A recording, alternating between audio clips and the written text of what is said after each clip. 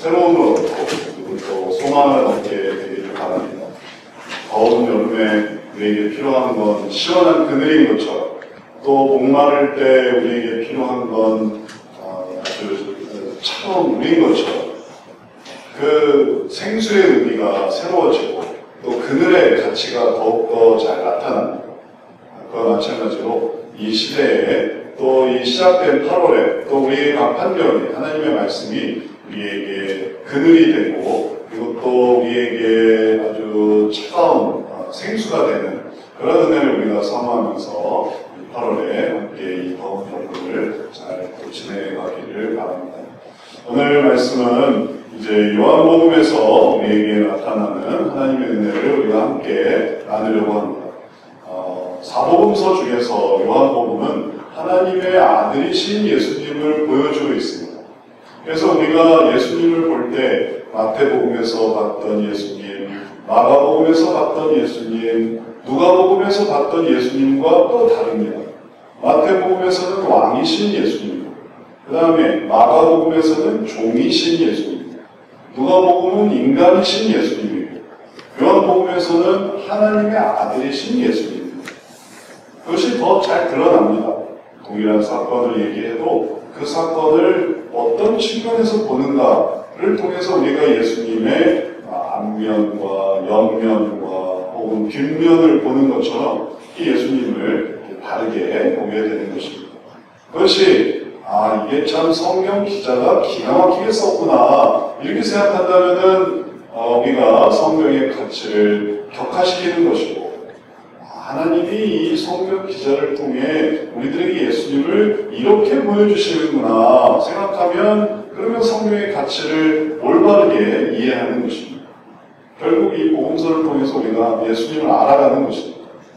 신약에서의 핵심은 예수님입니다. 구약에서의 핵심은 하나님입니다. 그래서 신약에서의 핵심인 예수님을 잘 이렇게 정좌우로 잘 바라볼 때 우리들이 알게 되는 건 뭐냐면 하나님의 아들 예수님이 나를 어떻게 바라보시는가 이걸 생각할 수 있습니다. 내가 그렇게 본다는 건 다시 말해서 예수님도 나를 그렇게 본다는 것입니다. 삭개오가 뽕나무 위에서 예수님을 바라볼 때 삭개오는 뽕나무 위에서 예수님을 바라보는 것이었지만 예수님은 뽕나무 위에 있는 삭개오를 바라보십니다. 그래서 삭개오를 내려와라 이렇게 말씀하시는 거죠. 내가 예수님을 하나님의 아들로 바라볼 때 예수님은 하나님의 아들로서 우리를 바라보십니다. 그러니 그 시선이 딱 마주칠 때 하나님의 아들이시구나. 그리고 나는 그 하나님의 아들을 믿는 사람이구나. 이걸 깨달아가는 것입니다.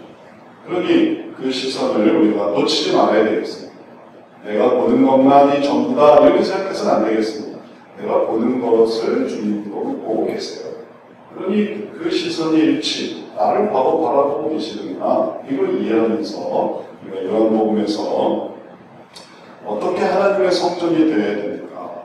우리가 나름 성전을 짓는다고 생각하고 나름 모습으로 갖춘다고 생각하지만 주님이 우리를 어떻게 바라보시는가, 하나님의 아들이신 예수님이 나를 어떻게 바라보시는가를 우리가 요한복음 속에서 이해할 수 있습니다. 하나님의 성전이 되어간다고 할 때 우리가 기억해야 하는 한 가지 요소가 있는데 그것은 뭐냐면 기준에 맞는가라는 것입니다. 기준에 맞는가. 요한복음에서도 또 이것을 우리들에게 보여주고 있습니다. 최근에 사건 사고 속에서 신축 아파트가 철근이 부족한 그런 사태가 일어나는 것을 신문이나 또 기사 속에서 보게 됩니다. 어이없는 일이죠. 철근이 들어가야 하는데 철근을 안 넣었어요.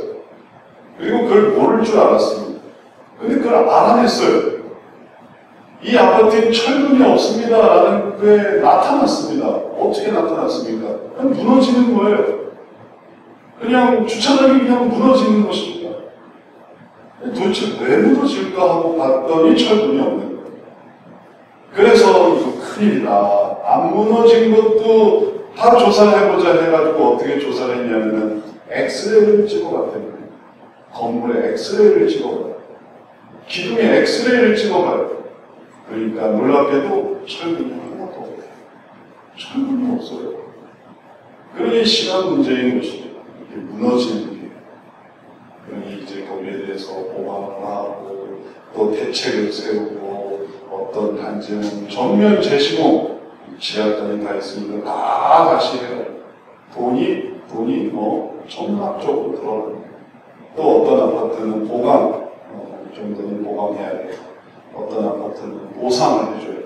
어떤 아파트는 또 보수를 해야 돼요. 그러니 그렇게라도 이게 인명 피해가 없도록 하는 게 다행인 거죠. 근데 만약에 다 들어가 있고 또 다 살아가고 있는데 그게 무너진다. 상상만 해보십시오. 아파트 단지가 그냥 다 무너진다. 얼마나 큰 피해가 있겠습니까? 그래서 철근 없이 아파트를 지었다. 이런 이 상상도 못할 일들을 생각을 하게 되는 걸 보면서 우리도 가장 중요한 그 요소, 우리에게 정말 중요한 하나님의 성전으로 지어져야 하는 우리들에게 정말 중요한 그 요소 없이 하나님의 성전이 된다라는 게 얼마나 무의미하고 헛된 일인가를 알아야 되겠습니다. 그게 얼마나 어리석은 일인지 모릅니다. 그냥 그때 있어야 할 철근을 그때 집어넣었으면 괜찮았는데 그걸 빼고 이제 하니까 이게 문제가 되는 거죠. 하나님의 성전의 철근의 의미가 뭐겠습니까? 하나님의 성전의 철근의 의미가 뭐겠습니까? 그것은 충성스러워요. 하나님의 성전은 충성스러워요. 하나님께 대한 순종. 그게 있어야 이게 하나님의 성전인 것이죠. 그렇지 않으면 이건 그냥 초가집일 뿐이에요. 초가집. 하나님의 성전도 아니고 내 어떤 거처인 것뿐인 게 있고 또 하나님께서 기뻐하시는 것도 아니고 그게 나는 뭐가 되냐면 바벨탑이 될 수도 있습니다. 야, 저 바벨탑을 짓는구나. 아닙니다. 우리는 하나님의 성전이에요. 그러나 하나님 보시기에 야, 너는 지금 바벨탑을 쌓고 있어. 너의 세계를 창조하고 있어. 그러면 그걸 어떻게 구분하겠습니까? 이게 바벨탑인지 하나님의 성전인지 우리가 또 성지순례에서도 봤지만 신전인지 성전인지 그걸 어떻게 구분하겠습니까? 충성이 있느냐 순종이 있느냐 이걸로 구분하는 거죠. 순종이 사라지고 철근이 사라지고 그러면 이게 아파트가 깡통 아파트입니다. 그래서 이 깡통 아파트 해외에서는 이 깡통 아파트가 앞으로 툭 쓰러지기도 하고 그런 정말 참담한 광경이 이제 우리나라에서도 이루어질다니 그냥 주저하고 그런 것처럼 신앙생활도 그렇게 찬란하고 또 그렇게 아주 미세가 등등했던 신앙생활이 한 번에 무너지는 걸 보면 철분이 없었구나. 그가 그렇게 신앙생활을 오래 했는데 어쩌면 그 신앙이 어떻게 한 번 흔들렸다고 한 번에 그렇게 무너질까? 그런 어려움, 비가 왔다고 무너져, 바람 불었다고 무너져, 덥다고 무너져, 춥다고 무너져, 한 번에 그게 어떻게 이렇게 무너질까? 도대체 지금 뭘 세운 걸까? 철분이 없는 거야. 충성스러우면 내 기분에 따라서 내 기분에 하고 싶구나 거기 싫은 말고 더우면 더워서 싫고 추우면 추워서 싫고 비가 오면 비가 와서 싫고 비가 안 오면 또 비가 안 와서 싫고 어두우면 싫고 밝으면 싫고 그러니 철분이 없으니 이게 버티겠습니까? 신앙생활이 그걸 버텨낼 수 있겠습니까? 그러나 철분이 있으면 그걸 다 버텨내. 비가 와도 괜찮고 바람이 불어도 괜찮고 지진이 와도 그걸 견뎌냅니다. 철분이 있습니다. 하나님께 충성스러움이 있습니다. 그러면 그건 하나님의 성전이에요. 그러니 그곳에서 하나님께 다시 경배하고 다시 찬양하고 다시 하나님을 의지하는 것이죠. 그래서 우리가 충성스러움이 있는 하나님의 성전이 되어야 합니다. 근데 그거를 오늘 우리가 읽는 이 요한복음 2장, 요한복음 1장은 건너뛴 이유가 이제 우리가 주님의 사역에 대해서 집중하기 위해서 요한복음 1장은 예수님의 그 하나님의 아들 계심을 설명하고 있기 때문에 건너뛰고 이제 우리가 누가복음에서도 시험 장면부터 보지 않았습니까? 그런 것처럼 요한복음에서도 예수님의 사역이 이루어지고 있는 그 첫 번째 사역, 가나의 혼인잔치에서 있었던 이 사건을 통해서 우리가 충성스러움이 있는 하나님의 성전의 의미를 생각해 볼 수 있습니다. 거기에서 있었던 일들을 우리가 다시금 기억을 되새겨보면 가나라는 곳에 혼인잔치가 있었고 예수님과 제자들이 어머니 마리아의 부름을 받아서 같이 갔습니다. 혼인잔치에 가신 거예요. 근데 이 혼인잔치에 포도주가 부족한 사태가 일어났습니다. 큰일이에요. 혼인잔치에 포도주가 부족하다. 지금 사람들도 많이 왔고 예식은 진행되고 잔치가 지금 벌어지고 있는데 포도주가 없어요. 이건 물이 없다는 뜻입니다. 이게 우리와 같은 지금의 어떤 알코올 도수가 높은 이런 포도주가 아니라 거의 이제 이 팔레스타인 지역에서는 이스라엘 땅에서는 먼지가 많고 기후가 습하고 그렇기 때문에 포도주를 통해서 이제 면역을 키우고 그리고 또 이제 잔치 속에서 이제 이러한 즐거운 시간을 갖는 그런 음료라고 생각하면 되겠습니다. 우리 같은 그래서 예수님이 술을 만들어서 이렇게 생각하면 안 됩니다. 예수님이 필요한 음료를 만드셨어. 이렇게 이해를 해야 됩니다. 우리가 오늘날은 그런 와인의 의미가 아니니까. 그래서 이제 포도주가 없다고 했을 때 예수님께서 행하신 일을 보십시오. 6절부터 보면 거기에 유대인의 정결 예식을 따라 물 3통 되는 돌 항아리 6이 놓였는지라. 예수께서 그들에게 이르시되 항아리에 물을 채우라 하신즉 아기까지 채우니 이제는 넣어서 연회장에게 갖다 주라 하심에 갖다 주었더니 그냥 예수님이 포도주를 만드셨는데 과정이 너무 간단해요. 너무 심플해요. 돌 항아리가 있었습니다. 이 돌 항아리는 정결 예식에 따라서 손 씻고 얼굴 씻고 발 씻고 그런 물이에요. 씻는 물인데 그걸 담아도 돌 항아리 6개가 있었다는 거예요. 예수님이 그것을 딱 보고 저기다 물을 채워라. 거기에 물이 있었을 수도 있죠. 근데 거기다 물을 채워라 해서 물을 아기까지 6통을 다 채웠어요. 자, 그리고 여기다가 예수님이 어떤 방식을 써서 또 어떤 능력을 발휘해서 포도주를 만들고 그 포도주를 맛보고 그 다음에 포도주가 괜찮다는 걸 알면 갖다 주는 이런 건 줄 알았더니 밑도 끝도 없이 물을 채우니까 아이들한테 그대로 갖다 줘라 이렇게 말씀하시는 거예요. 중간 과정이 생략했습니다. 아무 과정이 없어요. 뭔가 이게 무슨 요리를 해도 과정이 있는 것처럼 쌀이 그냥 밥이 되는 게 아니지 않습니까? 이게 무슨 과정을 통해서 이게 뭐가 나오는 게 아니에요. 근데 그런 게 전혀 없어요. 예수님은 그냥 가져다 줘라. 그리고 또 하인들은 또 그렇게 또 했습니다. 또 그걸 또 그대로 했어요. 이걸 우리가 갖다 주면 난리 칠 텐데 이거 우리가 또 물이었는데 갖다 줘도 왜 나한테 물을 가져오냐 할 텐데 그럼 우리는 뭐가 되지? 이런 생각 안 하고 그냥 네 하고 그냥 갖다 줬습니다. 갖다 주니까 뭐가 되겠습니까? 그게 포도주가 됩니다. 이 가나의 포도주 사건의 핵심은 이 과정이 거의 너무 간단하고 포도주를 만드는 과정이 그냥 순종 그 자체인 거예요. 순종 그 자체. 그냥 하라는 아이까지 채우고 갖다 줘. 갖다 주고 그러니까 이게 포도주가 돼요. 이 돌 항아리에 담긴 이 물, 이 담은 물의 질적인 변화 그것은 오직 어디서부터 왔는가 하면 하나님의 능력, 하나님의 아들이신 예수님의 능력에서부터 왔습니다.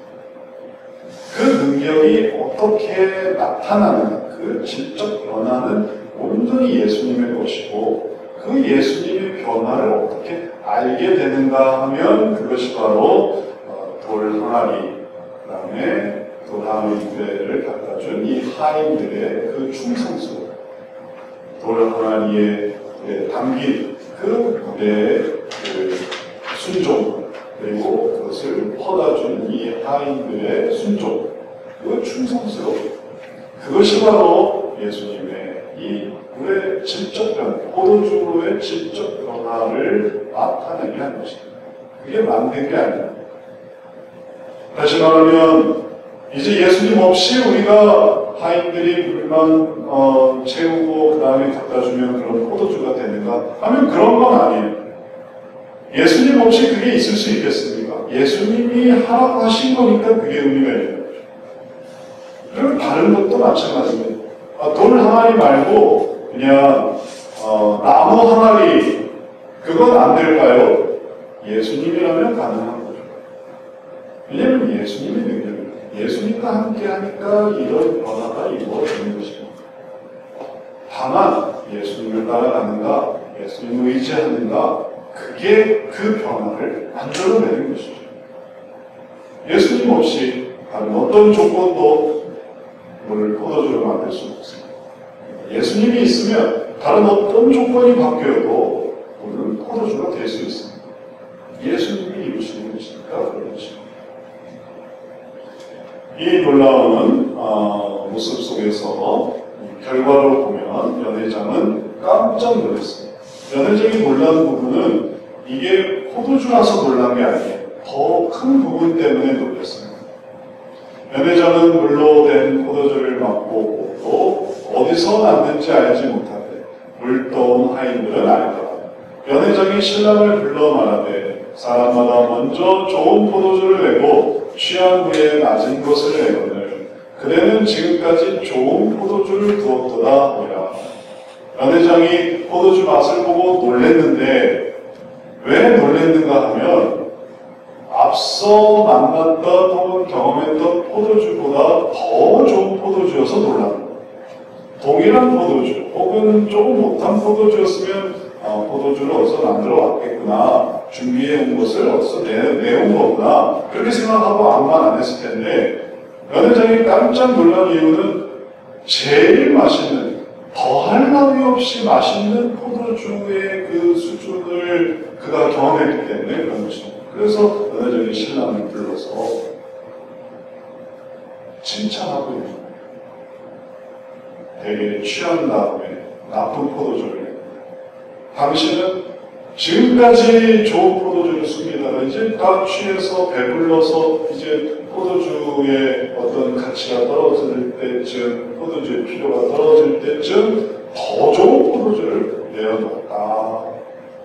그러니 그 말은 예수님이 만든 이 질적 변화를 통해 이루어진 포도주가 그 이전에 사람들이 만든 숙성시키고 기본적인 물을 포도주로 만드는 과정에서의 그 모든 시간과 노력과 이 모든 것보다 얼마나 더 월등한가를 보여줍니다. 그 시간을 들이지 않고 그 노력을 포도주를 만들기 위한 그 모든 노력을 기울이지 않아도 예수님이 하게 하시는 이 질적 변화가 더 뛰어났던 것입니다. 그게 연회장이 얘기하고 있는 거죠. 그러니 우리가 여기서 두 번 놀랐는데 한 번은 물론 포도주를 만들어서 놀라고 그게 제일 큰 놀라는 거죠. 이걸 어디서 가져왔느냐 할 때 하인들은 아는 거예요. 이거 우리가 떠온 물이었는데 갖다 주니까 포도주가 돼. 거기서 한 번 놀라. 또 한 번 놀라는 게 뭐냐면 그렇게 만든 포도주가 지금까지 만났던 어떤 포도주보다 더 맛있는 포도주였다는데 또 한 번 놀라. 결국 하나님께 충성하고 예수님께 충성하고 이 하인들의 충성성 그리고 그 돌 항아리에 담겨있던 돌 항아리의 그 보관에 하나님대로 했던 그 과정 속에서 얼마나 예수님의 영광이 나타나는 예수님의 은혜가 나타나는지를 우리가 이 가나의 사건 속에서 보게 됩니다. 그러면 우리가 아까 봤던 충성이 있어야 하나님의 온전한 성전이 되고 하나님이 기뻐하시는 성전이 된다고 했는데 그럼 여기서 우리가 깨달아야 하는 하나님의 은혜는 무엇이겠습니까? 그 충성스러움 하나님이 기뻐하시는 성전에서 충성스러움의 의미는 무엇입니까? 예수님께 대한 순종입니다. 예수님께 대한 순종, 예수님께 대한 충성, 예수님께 대한 그 간절한 마음 그것이 포도주가 되는 이런 삶의 변화를 이루는 것입니다. 그래서 우리가 이전에는 그냥 돌 항아리에 담긴 물처럼 그래서 그냥 정결 예식에 쓰여지는 그냥 평범한 물처럼 되었던 삶일지라도 예수님께 순종하고 예수님께 충성한다면 이제는 혼인잔치에 필요한 그런 최고의 포도주, 많은 사람을 기쁘게 하는 그 최고의 포도주와 같은 그런 삶의 변화, 질적 변화, 이걸 이루게 되는 것입니다. 하나님의 성전으로서 그냥 우리가 하나님의 성전이죠 하고 끝나는 게 아니라 하나님의 성전이기 때문에 하나님은 더 특별한 일을 이루시는 것입니다. 거기에서 쉴 수 있고 거기에서 목마름을 해결할 수 있고 거기에서 이겨낼 수 있는 그런 하나님의 성전을 만들어 주십니다. 그런 성전은 어떻게 만들어집니까? 내가 똑똑해서 혹은 내가 열심을 가져서 혹은 내가 지혜로워서 예수님께 충성할 때 그런 성전이 되는 겁니다. 예수님께 순종할 때 그런 성전이 됩니다. 우리가 성지순례에서의 일들을 우리가 보는 말씀 속에 비추어서 우리가 지금까지 쭉 살펴봤는데 이제 오늘이 마지막 시간이에요.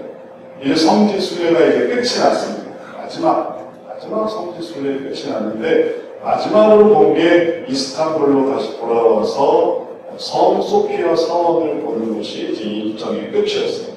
그래서 이제 귀국하는 비행기를 타고 집으로 돌아오고 그래서 이제 더 보여드릴 것도 없어요. 끝이에요. 이제 성지순례는 이제 오늘이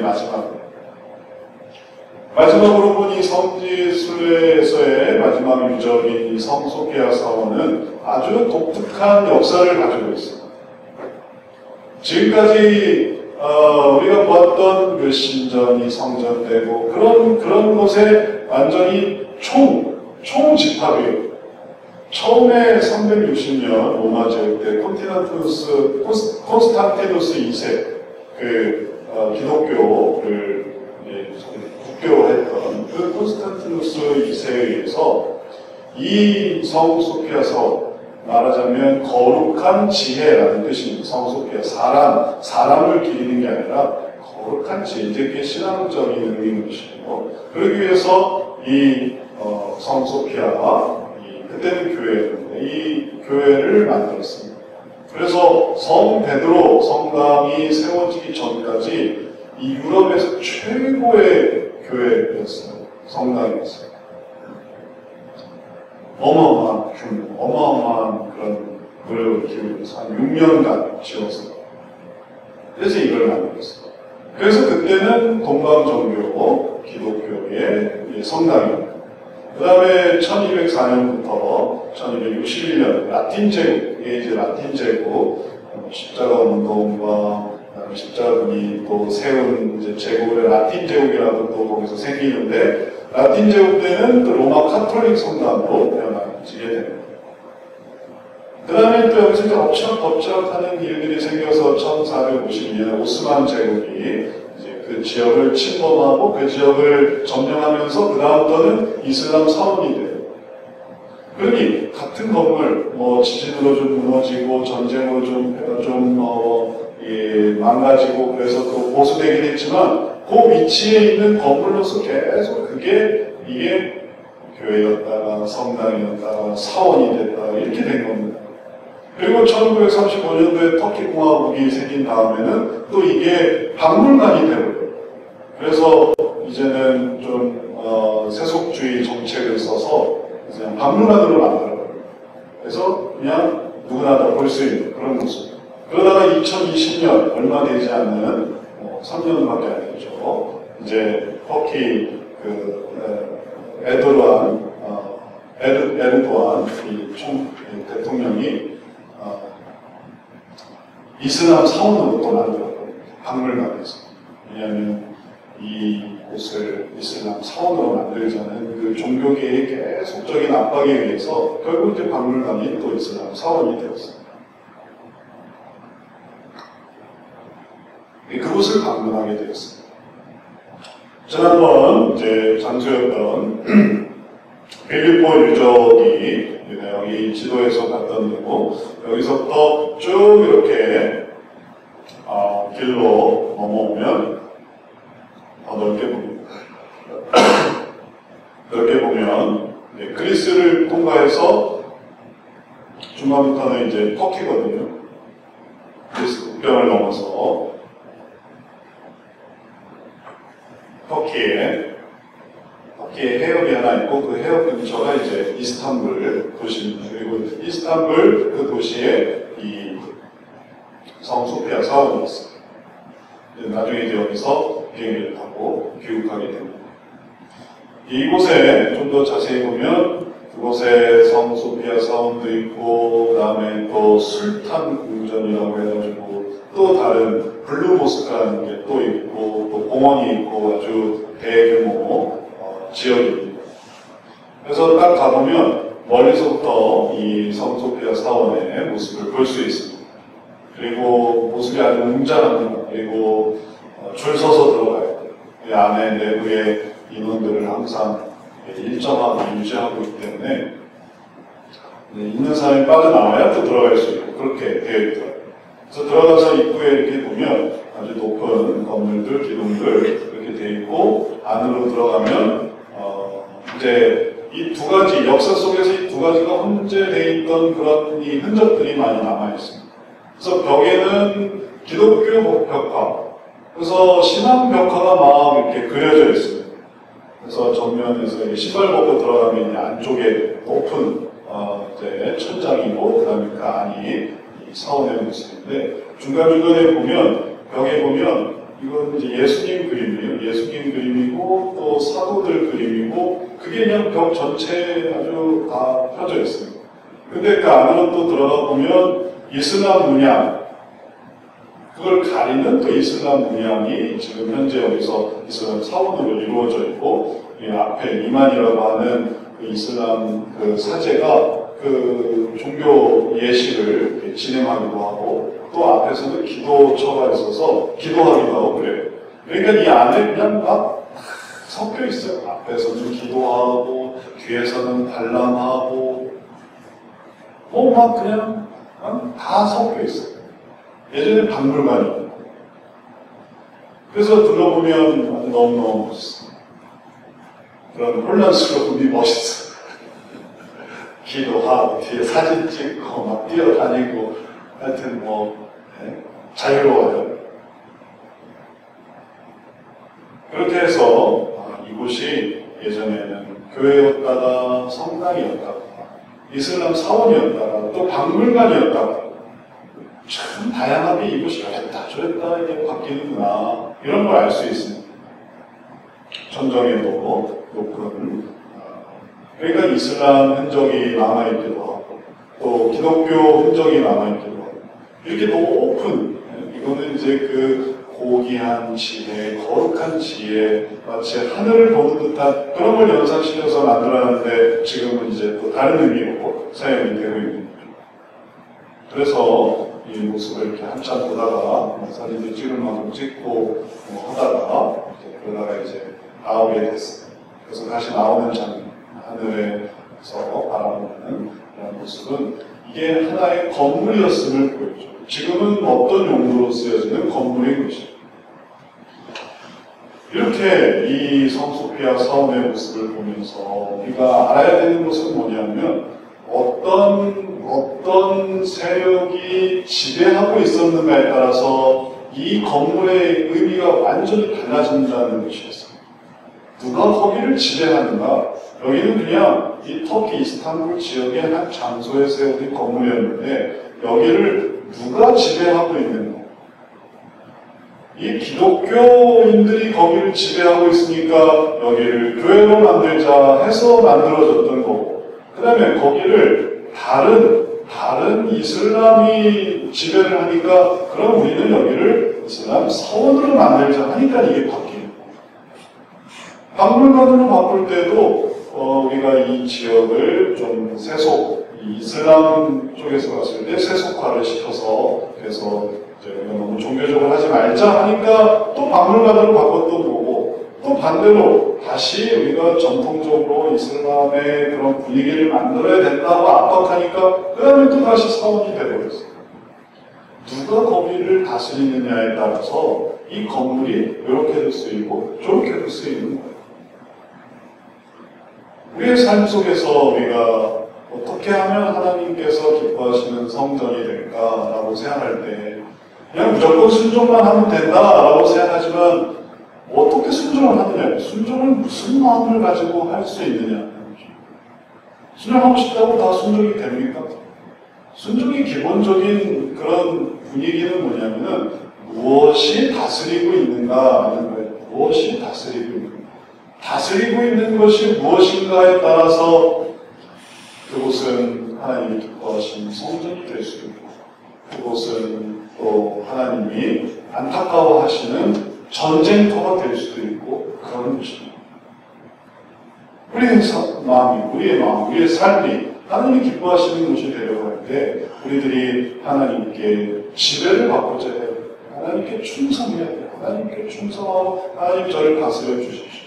하나님의 뜻이 저희를 다스려 주십시오. 하려고 할 때 하나님의 기뻐하시는 성전이 되는 거죠. 하나님의 다스림과 상관없이 나름 내가 성전을 세우려고 한다면 그것이 뭐가 되냐면 하나님과 뜻과 상관없는 불순종하는 성전 혹은 하나님 뜻에 거역하는 그런 성전의 모습으로 형성되는 거예요. 그럼 그건 뭡니까? 그럼 그건 신전이 되는 것이죠.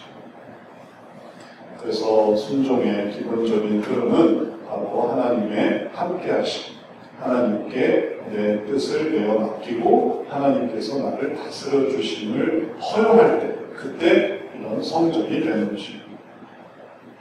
이번에 이렇게 하나님의 성전이 되고 또 하나님의 말씀을 좀 잘 살펴보자 하는 마음으로 저희 가족들도 식사 후에 성경을 좀 읽기로 했어요. 밥 먹고 성경 한 장씩 읽자 다 같이 모여서. 근데 2번 했어요. 2번. 그치. 계획은 매일 하고 싶었는데 뭐 이렇게 계산한데 저렇게 계산한데 다 같이 밥 먹고 성경 한 장 읽자 하기 위해서 우리가 싸워야 했던 게 뭐냐면 바쁜 일정 어디 나가야 되고 뭐 해야 되고 그것까지 실행을 해야 돼요. 그래서 그걸 다 맞출 때 비로소 한 번 지인이랑 같이 한 번 예인이랑 같이 한 번 그래서 모여서 성경 읽으니까 좋더라고요. 성경을 같이 읽으니까 좋기는 해요. 근데 이걸 하려고 하니까 해야 되는 게 뭐냐면은 도망가려는 지인이 붙들어야지 쓰러지는 예인이 붙들어야지 간신히 이렇게 세워놔야 간신히 이렇게 붙들어놔야 그 다음에 이제 하고 나면 좋아요. 하고 나서 같이 손 붙잡고 기도 그럼 하고 나면 좋은데 하기 전까지가 힘들어요. 장악하는 게 힘들어요. 장악이 안 되면 오늘은 통과 그래서 지금까지 2번 했어요. 2번 앞으로 몇 번 할지 모르겠어요. 우리의 삶 속에서 우리가 하나님께 나아온다, 기도한다, 성경 읽는다, 찬양한다 이게 얼마나 힘든 일입니까? 그걸 하기 위해서 우리가 어떤 걸 희생해야 됩니까? 그게 충성을 이루어가는 과정입니다. 그래서 그걸 해서 하나님 안에서 이것도 내보내고 저것도 내보내고 또 이건 이렇게 확보하고 그런 다음에 비로소 이것이 하나님을 섬기는 성전입니다. 그 땅을 차지해야만 거기가 교회가 되는 거예요. 그 땅을 내버려 두고 거기를 교회를 만들 수가 없어요. 지금도 성수표 이것이 옛날에 콘스탄티누스 이 역사가 있는 이 교회였는데 안타까우면 뭐 하겠습니까? 그 지역이 다 이슬람 나라인데 또 이슬람 사람들은 또 여기가 성지예요. 이슬람 사람들의 성지예요. 그래서 다 뭐 동남아시아에서부터 다 사람들이 와서 발짓도 들어가고 거기서 기도하고 거기 성지, 그들의 성지예요. 예전에 교회였던 거는 그냥 관광지일 뿐입니다. 그러니 오늘날 우리가 우리의 삶을 신전으로 만들려는 모든 노력에 우리가 저항하고 이겨내고 아니면 우리가 하나님의 성전이야 라고 할 때에 비로소 하나님께 포도주가 되어질 수 있는 것입니다. 물이 포도주가 될 수 있는 것입니다. 하나님의 성전이 될 수 있는 것입니다. 예수님께서 이 표적을 나타내셨을 때 제자들의 반응을 보십시오. 예수께서 이 첫 표적을 갈릴리 가나에서 행하여 그의 영광을 나타내시매 제자들이 그를 믿으니라. 예수님은 그 능력 속에서 이 영광을 나타내신 거예요. 예수님이 계시니까 거기가 물이 포도주가 되는 역사가 있는 거죠. 예수님이 안 계셨으면 아무 상관없는 거죠. 그리고 예수님의 이러한 다스리심을 제자들이 보니까 하나님 더욱 그분을 따랐어요. 그래서 이러한 믿음 때문에 우리도 이 믿음 속에 살아가고 있는 예수님이 다스리시는 그 삶, 그럴 때 우리는 믿는 사람인 것이죠. 그럴 때 하나님의 자녀인 것이죠. 하나님의 사람들인 것이죠. 그래서 우리가 항상 이 8월에도, 이 더운 여름에도 우리가 이 충성과 순종을 생각할 때 어렵지만 해야 되고, 어려우니까 못하는 게 아니라 어렵지만 해야 되고, 하기 싫지만 해야 되고, 그럴 때 우리가 다스림을 받는 하나님의 성전이 된다. 이런 원리를 기억해 보십시오. 그래서 예수님께 대한 충성의 순종 속에서 우리가 이런 질적 변화를 이룰 수 있습니다. 다 귀찮고, 다 불편하고, 다 싫고, 다 쉬고 싶고, 자고 싶고, 놀고 싶고, 그러나 예수님이 나를 다스리시지 하는 순간 이게 성전이 됩니다. 그게 하나님이 기뻐하시는 성전. 그리고 그것이 아파트에 콘크리트가 있지만 철분이 지탱해 주는 것처럼 흔들리지 않게 만들어서 그것을 사람이 안전하게 거할 수 있는 것처럼 우리의 신앙도 한순간에 그냥 무너진 어려움의 한순간에 포기되는 이런 신앙이 아니라 하나님이 함께 하시죠. 하나님께 내가 순종해야지, 그 다스리심에 내가 복종해야지 할 때 하나님의 성전이 되고 하나님이 그 안에 거하시는 것입니다. 이제 복음 속에서 우리가 이러한 은혜를 살펴보았습니다. 우리의 삶을 바꾸시는 예수님, 우리를 질적으로 변화시키시는 예수님 생각하면서 순종하고 그 다스림을 받으면서 또 주님 나를 어떻게 사용해 주시겠습니까? 어서 가져다 줘라 할 때 예 할 수 있는, 그래서 우리들이 그냥 물로만 존재하는 게 아니라 귀한 포도주로 이 땅에서 이 삶 속에서 하나님의 일들을 해나가는 귀한 하나님의 성전으로 살아가는 거룩한 하나님의 자녀들을 되시기를 주의 이름으로 축원합니다.